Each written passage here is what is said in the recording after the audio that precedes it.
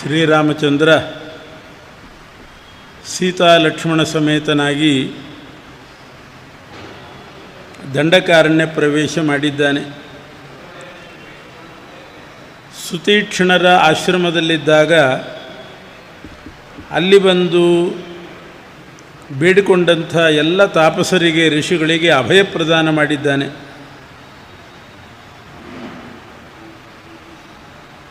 Bill ಬಾಣಗಳನ್ನು ಹಿಡ್ಕೊಂಡು ಹೊರಟ.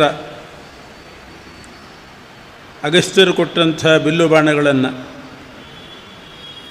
ಸೀತಾದೇವಿ, ವನವಾಸಕ್ಕೆ ಬಂದಂಥ ನಿಮಗೆ, ತಾಪಸ ವೇಷದವರಾದಂಥ ನಿಮಗೆ ಈ ಬಿಲ್ಲು ಬಾಣ ಯಾಕೆ? ನಿಮ್ಮ ವೇಷಕ್ಕಿದು ವಿರುದ್ಧ ಅಂತ ಕೇಳಿದಾಗ ರಾಮ ಹೇಳ್ತಾನೆ, ವೇಷ ತಾಪಸವಾಗಿದ್ದರೂ ಕೂಡ ನಾನು ಕ್ಷತ್ರಿಯ, ಬಿಲ್ಲು ಬಾಣ ಹಿಡ್ಕೊಳ್ಳೇಬೇಕು. ಅದು ಯಾರ್ಯಾರ ಮೇಲೋ ವಿನಾ ವೈರಂಚ ರೌದ್ರತಾ ಅಂತ ಹೇಳಿದ ಹಾಗೆ, ವೈರ ಇಲ್ಲದವರ ಮೇಲೆ ರೌದ್ರ ಸ್ವಭಾವದಿಂದ ಪ್ರಯೋಗ ಮಾಡಲಿಕ್ಕಲ್ಲ. ಕ್ಷತ್ರಿಯೈರ್ಧಾರ್ಯತೆ ಧರ್ಮ ನಾರ್ತಶಬ್ದೋ ಭವೇದಿತಿ. ಕ್ಷತ್ರಿಯರು ಬಿಲ್ಲು ಬಾಣ ಹಿಡ್ಕೊಳ್ತಾರೆ. ಯಾಕೆ? ಆರ್ತಶಬ್ದ ಬರಬಾರ್ದು ಅಂತ.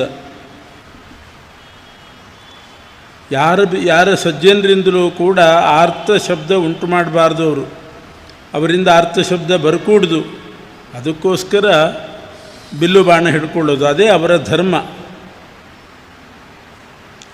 ಅದರಿಂದ ನಾನೇನು ಅವಿವೇಕದಿಂದ ಇದನ್ನು ಯಾರ್ಯಾರ ಮೇಲೋ ಪ್ರಯೋಗ ಮಾಡೋದಿಲ್ಲ, ನೀನು ಆತಂಕಕ್ಕೊಳಗಾಗಬೇಡ ಅಂತ ಹೇಳಿ ಕರ್ಕೊಂಡು ಹೋಗ್ತಾನೆ. ಪಂಚವಟಿ ಅಂತ ಒಂದು ಸ್ಥಳ, 5 ವಟವೃಕ್ಷಗಳು ಒಟ್ಟಿಗೆ ಬೆಳೆದಿರ್ತವೆ. ಆ 5 ವಟವೃಕ್ಷಗಳು 5 ವೇದದ ಪ್ರತೀಕ ಇದ್ದ ಹಾಗೆ. 4 ವೇದಗಳು, ಇನ್ನೊಂದು ಇತಿಹಾಸ ಪುರಾಣ ಪಂಚಮೋ ವೇದಾನಾಂ ವೇದ ಅಂತ ಹೇಳಿದಂತೆ, ಇತಿಹಾಸ ಪುರಾಣವೆಂಬಂಥ ಪಂಚಮ ವೇದ. ಈ ಒಟ್ಟು 5 ವೇದಗಳ ಋಗ್ಯಜುಸ್ಸಾಮ ಅಥರ್ವ 4, ಇತಿಹಾಸ ಪುರಾಣ 5. ಅದರ ಸನ್ನಿಧಿ ಇರುವಂತಹ 5 ವಟವೃಕ್ಷಗಳ ಬುಡದಲ್ಲಿ ವಾಸ ಮಾಡ್ತಾನೆ. ಅಲ್ಲಿ ಒಂದು ಪರ್ಣಕುಟಿಯರ ಕಟ್ಟಿಕೊಂಡು ಆ ಪಂಚವಟಿಯಲ್ಲಿ ದಂಡಕಾರಣ್ಯದಲ್ಲಿ ವಾಸ ಪ್ರಾರಂಭವಾಯಿತು. 13 ವರ್ಷಗಳು ಕಳೀತು. ರಾಮ ವನವಾಸಕ್ಕೆ ಬಂದು 13 ವರ್ಷ ದಾಟಿತು. ಇನ್ನು 1 ವರ್ಷ ಬಾಕಿ ಇತ್ತು. 1 ವರ್ಷ ಇರುವಾಗ ಶೂರ್ಪಣಖ ಅಂತನ್ನುವವಳು ಅಲ್ಲಿಗೆ ಬರ್ತಾಳೆ. ಶೂರ್ಪಣಖೆ ವೃತ್ತಾಂತ ಏನು ಅಂದರೆ, ರಾವಣನ ಸಹೋದರಿಯವಳು. ರಾವಣ, ಕುಂಭಕರ್ಣ, ವಿಭೀಷಣ ಅಂತ 3 ಮಂದಿ ಅಣ್ಣ ತಮ್ಮಂದಿರು. ಅನಂತರ ಹುಟ್ಟಿದವಳೇ ಶೂರ್ಪಣಖೆ.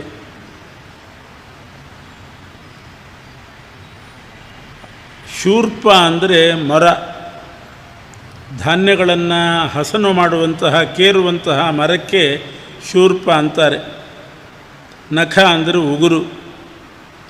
ಆ ಶೂರ್ಪಣಖೆ ರಾಕ್ಷಸಿಯ ಉಗುರು, ಒಂದೊಂದು ಉಗುರು ಕೂಡ ದೊಡ್ಡ ಮರ ಇದ್ದಾಗಿತ್ತಂತೆ. ಅದರಿಂದ ಅವಳನ್ನು ಶೂರ್ಪಣಖೆ ಅಂತ ಕರೀತಾ ಇದ್ದರು. ಅಂಥ ಶೂರ್ಪಣಖೆ ವಿಧವೆ. ಅವಳು ಗಂಡನನ್ನು ಕಳ್ಕೊಂಡವಳು. ಒಮ್ಮೆ ರಾವಣ ಯಾರ ಜೊತೆಗೋ ಯುದ್ಧಕ್ಕೆ ಹೋಗಿದ್ದಂತೆ. ಯುದ್ಧಕ್ಕೆ ಹೋಗುವಾಗ ತನ್ನ ಭಾವನನ್ನು ಕರ್ಕೊಂಡು ಹೋಗಿದ್ದಾನೆ. ಶೂರ್ಪಣಖೆ ಗಂಡನ್ನು ಕರ್ಕೊಂಡು ಹೋಗಿದ್ದ ಜೊತೆಗೆ. ಯುದ್ಧ ಮಾಡುವ ರಭಸದಲ್ಲಿ ತನ್ನವರು ಯಾರು, ಪರಕೀಯರ್ಯಾರು ಅದು ಯಾವುದು ನೋಡದೇನೆ ಪ್ರಹಾರ ಮಾಡ್ತಾ ಇದ್ದ. ರಾವಣನ ಏಟು ತನ್ನ ಭಾವನಿಗೆ ಬಿತ್ತು. ಭಾವ ಅಭಾವ ಆಗಿಬಿಟ್ಟ. ಆಮೇಲೆ ಶೂರ್ಪಣಖೆ ಗೋಳಿಟ್ಲು, ಎಂಥ ಕೆಲಸ ಮಾಡಿದೆ ಅಣ್ಣ ನೀನು, ಈ ರೀತಿ ಯುದ್ಧ ಮಾಡೋದೆ, ಮೈಮೇಲೆ ಎಚ್ಚರಿಕೆ ಬೇಡವೆ, ನನ್ನ ಗಂಡನನ್ನೇ ಕೊಂದು ಹಾಕಿಬಿಟ್ಟಿಯಲ್ಲ ಅಂತಂದಾಗ ಅವಳ ಸಮಾಧಾನಕ್ಕೋಸ್ಕರ ರಾವಣ ಅವಳಿಗೊಂದು ಆದೇಶ ಮಾಡಿದ, ನೀನು ಇನ್ನು ಮೇಲೆ ಯಾವ ಪುರುಷರನ್ನು ಬೇಕಾದರೆ ನೀನು ಸಂಪರ್ಕಿಸಿ ಅನುಭೋಗಿಸ್ಕೊಂಡಿರ್ಬೋದು. ವಿಧವೆ ಆದರೂ ಕೂಡ ಯಾರನ್ನು ನೀನು ಇಚ್ಛೆ ಪಡ್ತೀಯೋ ಅವರ ಜೊತೆಗಿರು, ಅದಕ್ಕೆ ನಿನಗೆ ಅನುಮತಿ ಕೊಟ್ಟಿದ್ದೇನೆ. ಮತ್ತು ಯಾವ ಪುರುಷರು ಈ ಕಾಡಿಗೆ ಬಂದರೂ ಕೂಡ, ದಂಡಕಾರಣ್ಯ ಜನಸ್ಥಾನ ಆ ಆಸುಪಾಸಿಗೆ ಬಂದರೂ ಕೂಡ ಶೂರ್ಪಣಖೆ ಗೊತ್ತಾಗಬೇಕು. ಅವಳ ಕಿವಿ ಮತ್ತು ಮೂಗು ಬಹಳ ಚುರುಕು. ದೂರದಿಂದ ಯಾರಾದರೂ ಮನುಷ್ಯರು ಮಾತಾಡಿದರೆ ಶೂರ್ಪಣಖೆ ಕೇಳಿಸ್ತಾ ಇತ್ತು, ಅಷ್ಟು ಕಿವಿ ಚುರುಕು. ದೂರದಿಂದ ಮನುಷ್ಯರು ಬಂದರೆ ಅವರ ದೇಹದ ವಾಸನೆ ಬಡಿಬೇಕು. ಮನುಷ್ಯರ ವಾಸನೆ ಬಡಿತಿತ್ತಂತೆ ಮೂಗಿಗೆ, ಅಂಥ ಮೂಗು. ಆದ್ದರಿಂದ ಯಾವ ಮನುಷ್ಯರು ಈ ಕಡೆ ಸಂಚಾರ ಮಾಡಿದರೂ ನಿನಗೆ ಗೊತ್ತಾಗ್ತದೆ, ನೀನು ಹೋಗಿ ಯಥೇಚ್ಛವಾಗಿ ವರ್ತನೆ ಮಾಡಬಹುದು ಅಂತ ಗಂಡನನ್ನು ಕಳ್ಕೊಂಡು, ಅಂದರೆ ವಿಧವೆಯಾಗಿರ್ತಕ್ಕಂಥ ಶೂರ್ಪಣಖೆಗೆ ರಾವಣ ಅನುಮತಿ ಕೊಟ್ಟಿದ್ದ. ಅವಳು ಅದೇ ರೀತಿ ಮಾಡಿಕೊಂಡಿದ್ಲು. ರಾಮಲಕ್ಷ್ಮಣ ಸೀತೆಯರು ಪಂಚವಟಿಗೆ ಬಂದಾಗ ಶೂರ್ಪಣಖೆಗೆ ಅವರ ವಾಸನೆ ಬಡಿತು, ಮಾತುಗಳು ಕೇಳಿಸ್ತು. ಯಾರೋ ಬಂದಿದ್ದಾರೆ ಮಾನವರು ಅಂತ ಗೊತ್ತಾಯಿತು.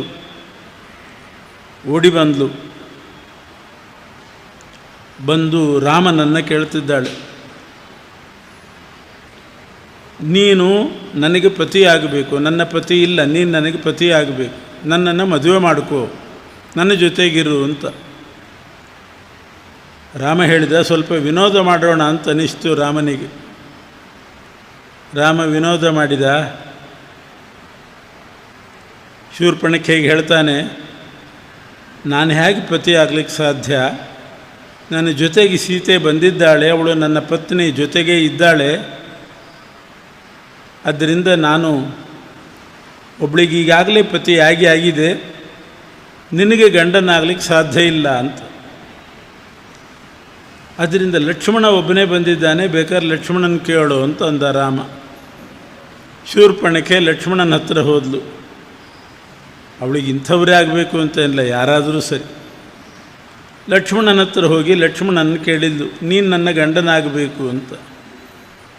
ಲಕ್ಷ್ಮಣ ರಾಮನ ಇಚ್ಛೆಯಂತೆ ಅವನು ವಿನೋದ ಮಾಡಲಿಕ್ಕೆ ಶುರು ಮಾಡಿದ. ಶೂರ್ಪಣಖೆ ಆಗಬಹುದಿತ್ತು, ಆದರೆ ನಾನು ಈ ರಾಮನಿಗೆ ದಾಸನಾಗಿ ಬಂದಿದ್ದೀನಿ. ನೀನು ನನ್ನ ಹೆಂಡತಿಯಾದರೆ ನೀನು ಕೂಡ ದಾಸಿ ಆಗಬೇಕಾಗ್ತದೆ. ಇವನೋ ರಾಮ ರಾಜನಾಗಿದ್ದಾನೆ, ಆದ್ದರಿಂದ ನೀನು ಅವನನ್ನೇ ಕೇಳು. ಶೂರ್ಪಣಖೆ ಹೇಳಿದ್ಲು, ಒಬ್ಳಿದ್ದಾಳಂತಲ್ಲ ಅಂತ. ಒಬ್ಳಿದ್ರೇನಾಯಿತು, ರಾಜನೋ ಬಹುವಲ್ಲಭಾಹ, ರಾಜರಿಗೆ ಬೇಕಾದಷ್ಟು ಮಂದಿ ಇರ್ಬೋದು, ನೀನೊಬ್ಬಳಾಗು, ಅವಳ ಜೊತೆಗೆ ನೀನೊಬ್ಬಳು. ಮತ್ತೆ ಶೂರ್ಪಣಖೆ ರಾಮನ ಹತ್ರ ಹೋದ್ಲು. ಇಲ್ಲ, ಅವನು ದಾಸನಾಗಿ ಬಂದಿದ್ದಾನೆ, ಅವನ ಹೆಂಡತಿ ಆಗಲಿಕ್ಕೆ ಇಷ್ಟ ಇಲ್ಲ, ನೀನು ರಾಜ, ನೀನೇ ನನ್ನ ಮದುವೆ ಮಾಡ್ಕೋ. ರಾಮ ಹೇಳಿದೆ, ಸೀತೆ ಇದ್ದಾಳಲ್ಲ ಅಂತ. ಇವಳೇ ತಾನೇ ನಿನಗೆ ಪ್ರತಿಬಂಧಕ ನನ್ನ ಮದುವೆ ಮಾಡ್ಕೊಳ್ಳಿಕ್ಕೆ. ಈ ಕ್ಷಣದಲ್ಲಿ ಇವಳನ್ನು ನುಂಗಿ ಬಿಡ್ತೇನೆ. ಇವಳು ನನಗೆ ಯಾವ ಲೆಕ್ಕ? ಒಂದು ಒಣ ದ್ರಾಕ್ಷಿ ಬಾಯಿಗೆ ಹಾಕ್ಕೊಂಡಾಗೆ. ಈ ಕ್ಷಣದಲ್ಲಿ ಇವಳನ್ನು ನುಂಗಿ ಬಿಡ್ತೇನೆ, ನಿನಗೇನು ಅಡ್ಡಿ ಆಗೋದಿಲ್ಲ, ನನ್ನ ಮದುವೆ ಮಾಡ್ಕೊಳ್ಬೋದು ಅಂತ ಸೀತೆಯನ್ನೇ ನುಂಗ್ಲಿಕ್ಕೆ ಹೋದ್ಲು. ಆಗ ರಾಮ ಹೇಳ್ತಾನೆ, ಲಕ್ಷ್ಮಣ, ಇನ್ನು ವಿನೋದ ಸಾಕು, ನಾವು ಮಾಡಿದ ವಿನೋದ ನಮ್ಮ ಬುಡಕ್ಕೆ ಬಂತು, ಅದನ್ನ ಮೊದಲು ಇವಳಿಗೆ ತಕ್ಕ ಶಾಸ್ತಿ ಮಾಡು ಅಂತಂದ.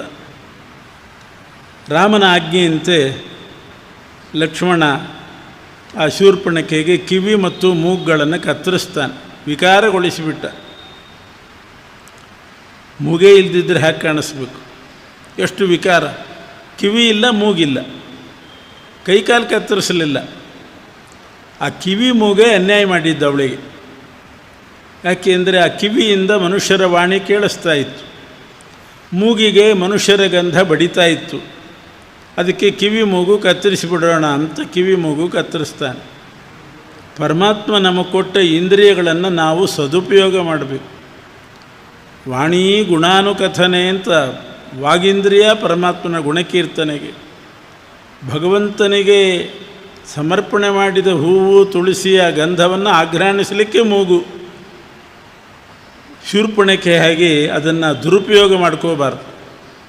ಶೂರ್ಪಣಖೆ ತನ್ನ ಕಿವಿ ಮತ್ತು ಮೂಗುಗಳನ್ನು, ಆ ಇಂದ್ರಿಯಗಳನ್ನು ದುರುಪಯೋಗ ಮಾಡ್ಕೋತಾ ಇದ್ದ. ಆದ್ದರಿಂದಲೇ ಲಕ್ಷ್ಮಣ ಆಪರೇಷನ್ ಮಾಡಿ ಅವೆರಡನ್ನು ಕತ್ತರಿಸಿ ಹಾಕಿಬಿಟ್ಟ. ತಾನೇ ಕತ್ತರಿಸಬಹುದಾಗಿತ್ತು ರಾಮ. ಕಿವಿ ಮೂಗು ಕತ್ತರಿಸೋದು ಸಣ್ಣ ಕೆಲಸ, ಕಾಂಪೌಂಡ್ರಿಂದ ಆಗೋ ಕೆಲಸವನ್ನು ದೊಡ್ಡ ಸರ್ಜನ್ ಯಾಕೆ ಮಾಡ್ತಾನೆ? ಆದ್ದರಿಂದ ಲಕ್ಷ್ಮಣನ ಕೈಲೇ ಮಾಡಿಸಿಬಿಡೋಣ ಅಂತ ಕಿವಿ ಮೂಗು ಕತ್ತರಿಸುವಂತೆ ಮಾಡಿದ. ಆಮೇಲೆ ಅವಳು ಮೂಗಿಲ್ಲದೇನೆ ಸೀದಾ ಓಡಿ ಹೋದ್ಲು. ರಾವಣನ ಹತ್ರ ಹೋಗಿ, ಅಣ್ಣ ಒಬ್ಬಳು ಬಂದಿದ್ದಾಳೆ ಅಂತ ಸೀತೆ ವೃತ್ತ ಅಂತ ಹೇಳ್ತಾ ಇದ್ದಾಳೆ. ರಾವಣನಿಗೆ ಶೂರ್ಪಣಖೆ ಹೇಳಿದೆ ಸೀತಾವೃತ್ತ ಅಂತ. ಅವಳು ಹೇಳಿದ್ದೇನು? ರಾಮನ ಬಗ್ಗೆ ಹೇಳಲಿಲ್ಲ. ಸೀತೆ ಬಂದಿದ್ದಾಳೆ, ಬಹಳ ಸುಂದರಿಯಾಗಿದ್ದಾಳೆ, ನೀನು ಅಪಹಾರ ಮಾಡು ಅನ್ನೋದು ಅವಳ ಉದ್ದೇಶ. ಬಹಳ ಸುಂದರಿ, ನೀನು ಅಪಹಾರ ಮಾಡಬಹುದು, ನೀನು ತಂದು ಉಪಯೋಗಿಸಬಹುದು. ರಾವಣ ಅರ್ಥ ಮಾಡಿಕೊಂಡ, ಎಷ್ಟು ಸುಂದರಿಯಾಗಿರ್ಬೋದು ಸೀತೆ, ಮೂಗಿಲ್ಲದೇನೆ ಇಷ್ಟು ವರ್ಣನೆ ಮಾಡ್ತಿದ್ದಾಳೆ ಅಂತಂದರೆ ಮೂಗಿದ್ರೆ ಎಷ್ಟು ವರ್ಣನೆ ಮಾಡಲಿಕ್ಕಿಲ್ಲ.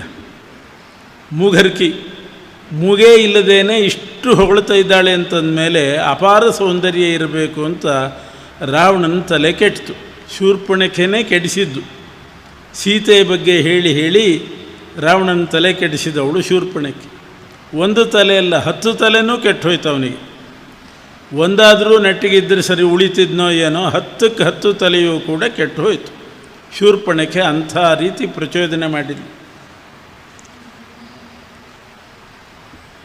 ಕಿವಿ ಮೂಗಂತೂ ಕತ್ತರಿಸಿದ್ದ ಲಕ್ಷ್ಮಣ. ಆಮೇಲೆ ರಾವಣ ಶೂರ್ಪಣಖೆಗೆ ಒಂದು ವ್ಯವಸ್ಥೆ ಮಾಡಬೇಕಲ್ಲ. ಒಂದು ಮನೇಲಿ ಇಟ್ಟಂತೆ ಅವಳಿಗೆ ಹೊರಗೆ ಬರಲಿಕ್ಕೆ ನಾಚಿಕೆ ಆಗ್ತದೆ. ಹೇಗೆ ಓಡಾಡಬೇಕು ಕಿವಿ ಮೂಗು ಇಲ್ಲದೇನೆ? ಶೂರ್ಪಣಖೆಗೆ ಒಂದು ವ್ಯವಸ್ಥೆ ಮಾಡಿದೆ ಒಂದು ಮನೆಯಲ್ಲಿ. ಆದರೆ ಅವಳು ಒಬ್ಬಳಿಗೇ ಇರಲಿಕ್ಕೆ ಬೇಜಾರಾಯ್ತಂತ ಅವಳಿಗೆ. ಅವಳಂತೆ ಅನೇಕರನ್ನ ಮಾಡಿಬಿಟ್ರೆ ಅವಳಿಗೂ ಸ್ವಲ್ಪ ಸಮಾಧಾನ ಆಗ್ತದೆ. ಒಬ್ಬನೇ ಫೇಲ್ ಆದರೆ ಬೇಜಾರು. ಅವನ ಜೊತೆಗೆ ಒಂದು 10 ಜನ ಫೇಲ್ ಆದರೆ ಪರವಾಗಿಲ್ಲ. ನಾವು ಫೇಲು, ಅವನು ಫೇಲು, ನಾವು ಫೇಲು, ಪಕ್ಕದ ಮನೆಯವನು ಫೇಲ್ ಆಗಿದ್ದಾನೆ, ಈ ಕಡೆ ಎದುರು ಮನೆಯವನು ಫೇಲ್ ಆಗಿದ್ದಾನೆ ಅಂದರೆ ಸ್ವಲ್ಪ ಸಮಾಧಾನ. ಅದಕ್ಕೆ ರಾವಣ ಎಷ್ಟೋ ಮಂದಿ ರಾಕ್ಷಸಿಯರ ಕಿವಿ ಮೂಗು ಕತ್ತರಿಸಿ ಶೂರ್ಪಣಖೆ ಜೊತೆಗೆ ಇಟ್ಟಿದ್ದಂತೆ. ಅವ್ರದ್ದೆಲ್ಲ ಒಂದು ಶೂರ್ಪಣಖ ಸಂಘ ಅಂತ ಒಂದು ಸಂಘನೇ ಮಾಡ್ಕೊಂಡಿದ್ರು. ಕಿವಿ ಮೂಗಿಲ್ಲದೆ ಇರೋರು ಸಂಘ ಅದು. ಈ ರೀತಿ ಶೂರ್ಪಣಖೆಗೆ ವ್ಯವಸ್ಥೆ ಮಾಡಿ ಖರ, ದೂಷಣ, ತ್ರಿಶಿಖ ಅಂತ 3 ಜನ ಅವರನ್ನು ಯುದ್ಧಕ್ಕೆ ಕಳಿಸಿದ್ದಾನೆ. 14,000 ಮಂದಿ ರಾಕ್ಷಸರು ಬಂದರು. ಅವರಿಗೆ ಪ್ರಧಾನರಾಗಿ ಖರದೂಷಣ ತ್ರಿಶಿರರು ಬಂದಿದ್ದಾರೆ. ಅವ್ರ ಜೊತೆಗೆಲ್ಲ ಯುದ್ಧ ಮಾಡಿ ರಾಮ ಅವರನ್ನು ವಧೆ ಮಾಡಿದ.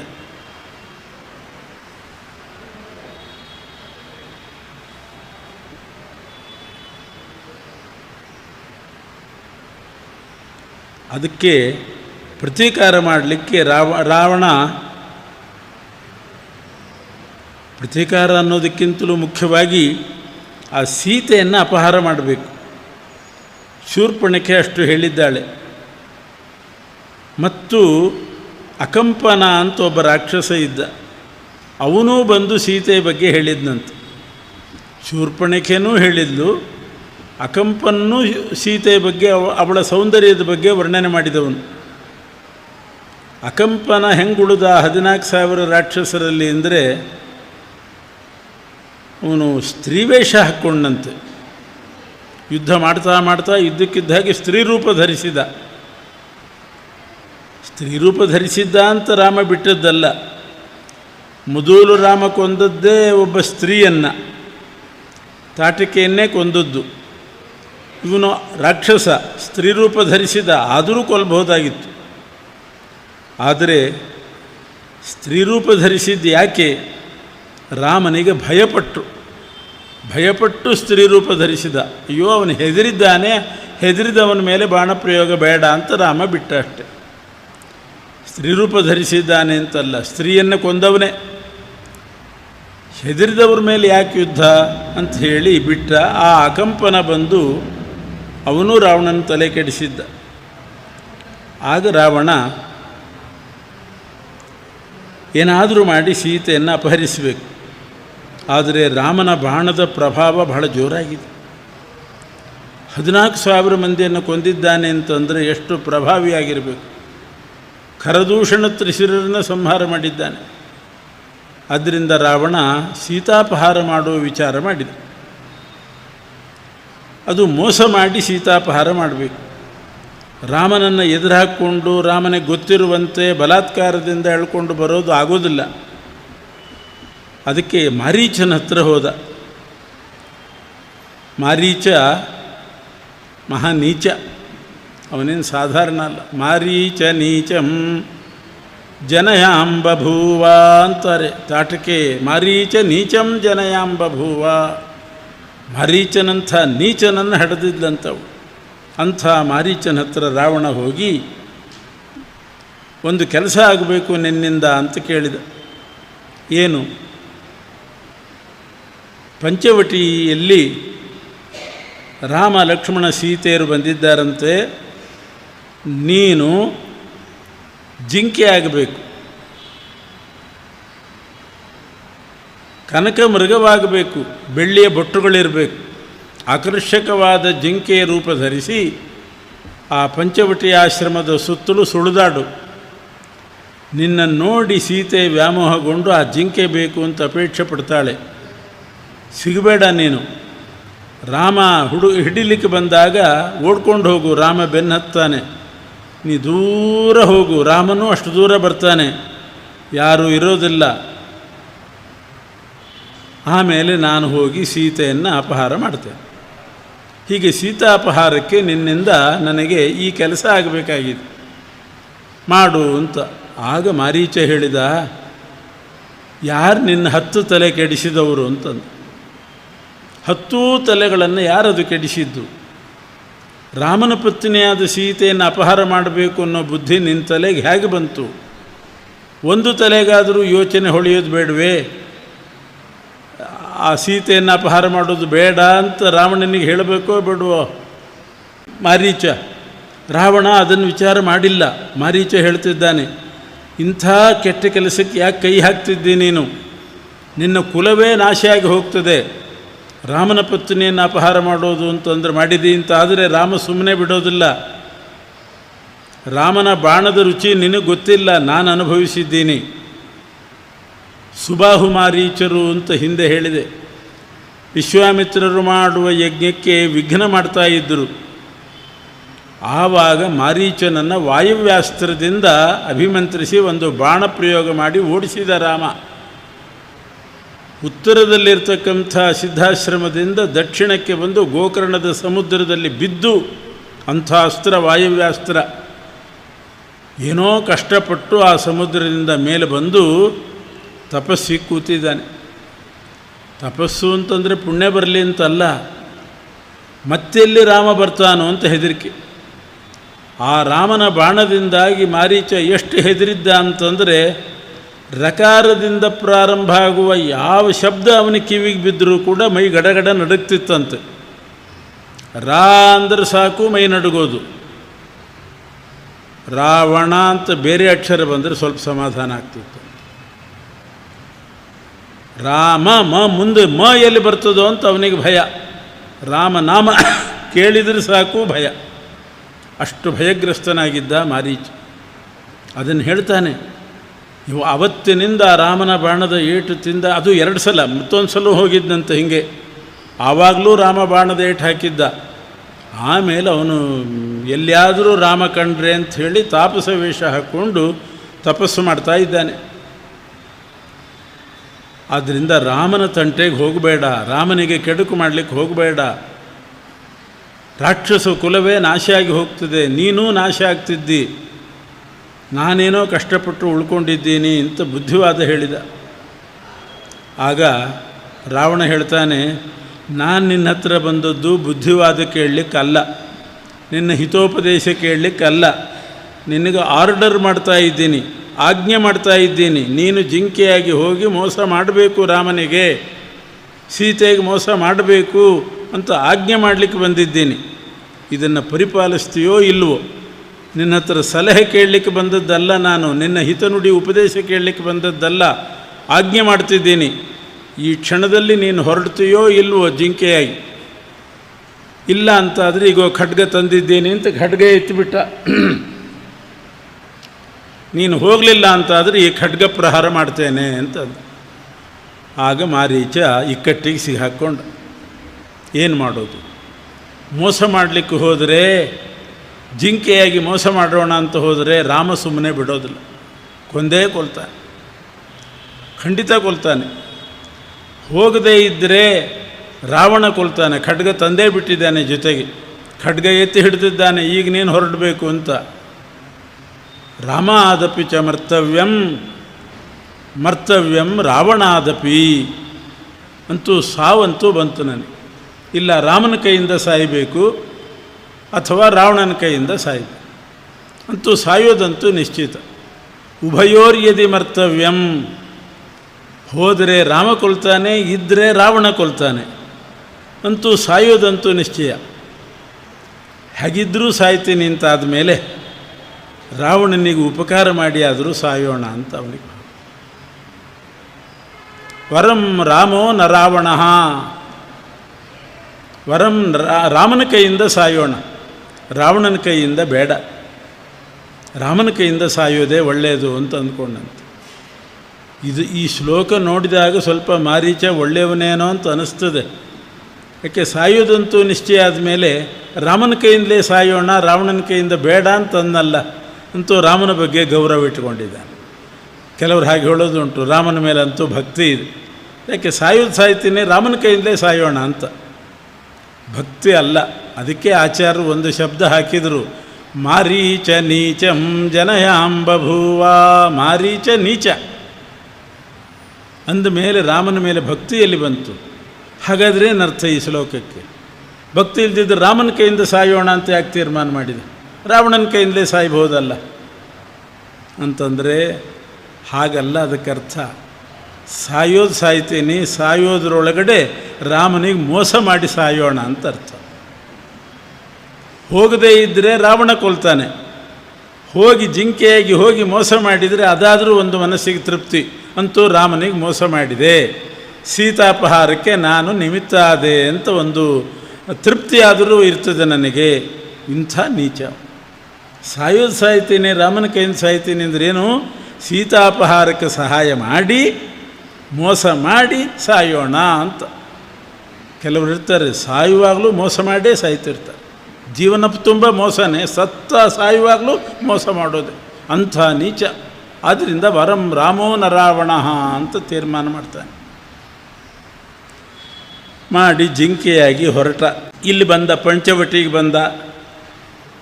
ಸೀತೆಯ ಆ ಪಂಚವಟಿ ಆಶ್ರಮದ ಸುತ್ತಲೂ ಸುಳಿದಾಡ್ತಾ ಇದ್ದಾನೆ. ಸೀತೆಗೆ ಬಹಳ ವ್ಯಾಮೋಹ ಬಂತು. ವ್ಯಾಮೋಹ ಬಂತು ಅಂದರೆ ಲೌಕಿಕವಾಗಿ ಅಷ್ಟೇ.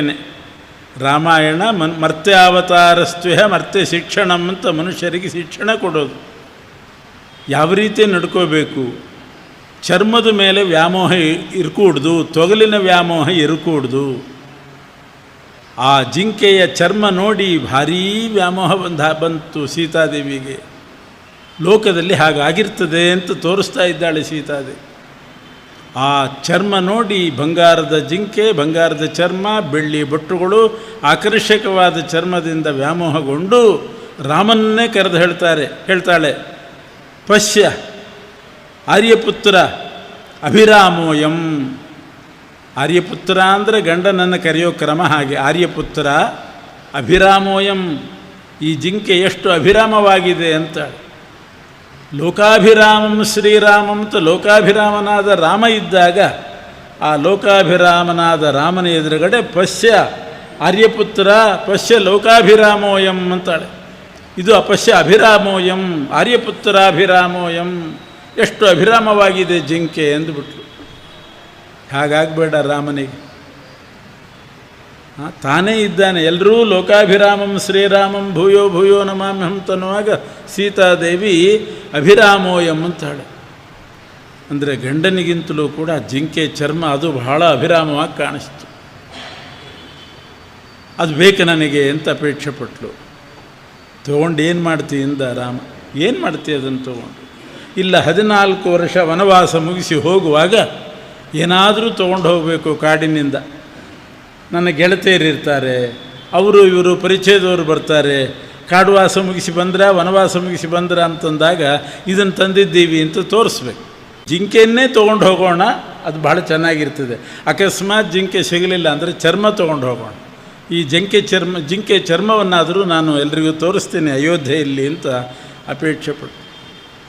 ಸೀತಾದೇವಿ ಏನೂ ಕೇಳಿದವಳಲ್ಲ, ಇದೊಂದು ಕೇಳಿದ್ದಾಳೆ, ಯಾಕೆ ಬೇಡ ಅನ್ನಬೇಕು ಅಂತ. ರಾಮ ಆಯಿತು ಹೋಗ್ತೇನೆ ಅಂತ ಹೇಳಿ ಲಕ್ಷ್ಮಣನಿಗೆ ಹೇಳಿ ಹೋಗ್ತಾನೆ. ಲಕ್ಷ್ಮಣ ಚರ್ಮಣ ಹೃತಚೇತನ ಅಂತಾನೆ ರಾಮ. ನಿನ್ನ ಅತ್ತಿಗೆ ಚರ್ಮದ ಮೇಲೆ ಚೈತನ್ಯ ಕಳ್ಕೊಂಡ್ಬಿಟ್ಟಿದ್ದಾಳೆ. ಈ ಚರ್ಮದಿಂದಾಗಿ ವಿವೇಚನಾ ಶಕ್ತಿ ಕಳ್ಕೊಂಡಿದ್ದಾಳೆ. ಇದರಲ್ಲಿ ಏನು ಮೋಸ ಇದೆ ಅಂತ ಅನ್ನೋದು ಅವಳಿಗೆ ಕಲ್ಪನೆ ಬರ್ತಾ ಇಲ್ಲ. ಇದರಲ್ಲಿ ಏನೋ ಮೋಸ ಇದೆ. ಆದರೂ ಚರ್ಮಣ ಹೃತಚೇತನ, ಆ ಚರ್ಮದಿಂದ ಚೈತನ್ಯ ಕಳ್ಕೊಂಡು ವಿವೇಕ ಕಳ್ಕೊಂಡು ಅದು ಬೇಕು ಅಂತ ಹಠ ಮಾಡ್ತಾ ಇದ್ದಾಳೆ. ನಾನು ಹೋಗಿ ತರ್ತೀನಿ, ಏನಾದರೂ ಮೋಸ ಇರಬಹುದು ಅಂತ ನನಗೆ ಅನ್ನಿಸ್ತಾ ಇದೆ. ಆದರೆ ಸೀತೆಯನ್ನು ಅತ್ತಿಗೆಯನ್ನು ನಿನ್ನ ಹತ್ರ ನ್ಯಾಸವಾಗಿ ಇಡ್ತೇನೆ, ಅಡಿಬಿಟ್ಟಂತೆ ಇಟ್ಟು ಹೋಗ್ತೇನೆ. ಯಾವ ಕಾರಣಕ್ಕೂ ಯಾರೂ ಬಂದು ಏನೂ ಮಾಡದಂತೆ ನೀನು ಎಚ್ಚರಿಕೆಯಿಂದ ನೋಡ್ಕೋತಾ ಇರಬೇಕು. ನಿನ್ನ ಜವಾಬ್ದಾರಿ ಕೊಟ್ಟು ಹೋಗ್ತೇನೆ ಸೀತೆಯನ್ನು. ಇಷ್ಟು ಬಂದೋಬಸ್ತು ಮಾಡಿ ಲಕ್ಷ್ಮಣನಿಗೆ ಒಪ್ಪಿಸಿ, ಇದರಲ್ಲಿ ಮೋಸ ಇದೆ, ಇಲ್ಲಿಂದ ಕದಲಬಾರದು, ನೀನು ಚೆನ್ನಾಗಿ ಸೀತೆಯನ್ನು ನೋಡ್ಕೋಬೇಕು ಅಂತ ಹೇಳಿ ರಾಮ ಹೊರಟ. ಆ ಜಿಂಕೆ ಓಡ್ಲಿಕ್ಕೆ ಶುರು ಮಾಡಿತು. ಇವನು ಹೋದ, ಬಹುದೂರ ತನಕ ಹೋಯಿತು. ಕೊನೆಗೆ ರಾಮ ಒಂದು ಬಾಣ ಪ್ರಯೋಗ ಮಾಡಿದ. ಆ ಬಾಣದ ಏಟಿಗೆ ಜಿಂಕೆ ಸತ್ತು ಹೋಯಿತು. ಮಾರೀಚ ಸತ್ತ. ಸಾಯುವಾಗಲೂ ಕೂಡ ಎಂಥ ನೀಚತನ ಮಾಡಿದ್ದಾನೆ ಅನ್ನೋದಕ್ಕೆ ಅದನ್ನು ನೋಡಬೇಕು. ಮಾರೀಚ ಜಿಂಕೆಯಾಗಿ ಸಾಯುವಾಗ ರಾಮನ ಧ್ವನಿಯನ್ನು ಅನುಕರಣೆ ಮಾಡಿ ಹಾ ಸೀತೆ ಹಾ ಲಕ್ಷ್ಮಣ ಅಂತ ಹೇಳಿ ಸತ್ನಂತೆ. ತನ್ನ ಧ್ವನಿ ಬೇರೆ ಇದೆ, ರಾಮನ ಧ್ವನಿಯಿಂದ ಹೇಳಿದನಂತೆ.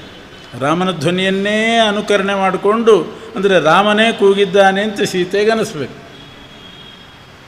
ಹಾ ಸೀತೆ ಹಾ ಲಕ್ಷ್ಮಣ ಅಂತ ಕೂಗಿದನಂತೆ. ಸೀತೆಗೇನನ್ನಿಸ್ತು ಅಂತಂದರೆ, ರಾಮನಿಗೆ ಏನೋ ಆಪತ್ತು ಬಂತು. ಯಾಕೆ ನನ್ನ ಹೆಸರು ಕರೀತಿದ್ದಾನೆ, ತಮ್ಮನ ಹೆಸರು ಕರೀತಿದ್ದಾನೆ, ರಾಮನಿಗೇನೋ ಆಪತ್ತು ಬಂದಿದ್ದು. ಆ ಜಿಂಕೆ ಬೆನ್ನತ್ತಿ ಹೋದಾಗ ಆ ಜಿಂಕೆನೇ ಏನೋ ಮಾಡಿ ರಾಮನನ್ನು ಕೊಂದಿರಬೇಕು. ಅದರಿಂದ ಹಾ ಸೀತೆ ಹಾ ಲಕ್ಷ್ಮಣ ಅಂತ ರಾಮನ ಧ್ವನಿ ಬರ್ತಾ ಇದೆ ಅಂತ ಸೀತೆಗೆ ಅನಿಸ್ತು. ಲಕ್ಷ್ಮಣನಿಗೆ ಹೇಳಿದ್ಲು, ಲಕ್ಷ್ಮಣ ಮೊದಲು ಹೋಗು, ನಿಮ್ಮ ಅಣ್ಣನಿಗೇನೋ ಆಗಿದೆ, ನಿನ್ನ ಹೆಸರು ಕೂಗ್ತಾ ಇದ್ದಾರೆ, ನನ್ನ ಹೆಸರು ಕೂಗ್ತಿದ್ದಾರೆ, ಹೋಗು. ಲಕ್ಷ್ಮಣ ಅಂದ, ಯಾರೇನು ಮಾಡ್ತಾರೆ ನಮ್ಮ ಅಣ್ಣನ? ಯಾವ ದೇವತೆಯೂ ಕೂಡ ನಮ್ಮ ಅಣ್ಣನ ಮುಂದೆ ನಿಲ್ಲಕ್ಕೆ ಸಾಧ್ಯ ಇಲ್ಲ. ಅಂಥ ಪರಾಕ್ರಮಿ. ರಾಮನಿಗೆ ಆಪತ್ತು ಬರೋದುಂಟೆ. ರಾಮನ ನಾಮಕೀರ್ತನೆ ಮಾಡಿದವರಿಗೆ ಆಪತ್ತಿಲ್ಲ, ಅವನಿಗೇನಾಗುತ್ತೆ? ಅದರಲ್ಲೇನೋ ಮೋಸ ನಡೆದಿದೆ, ನೀವು ಸುಮ್ಮನಿರ್ರಿ ಅಂತಂದ. ಇಲ್ಲ, ಹೋಗೇಬೇಕು ನೀನು, ಏನೋ ಆಪತ್ತು ಬಂದಿದೆ ರಾಮನಿಗೆ ಅಂತ ಒತ್ತಾಯಪಡಿಸಿದ್ಲು. ಏನೂ ಆಪತ್ತು ಬಂದಿಲ್ಲ ಅಂತ ಲಕ್ಷ್ಮಣನಿಗೆ ಖಾತ್ರಿ ಇದೆ.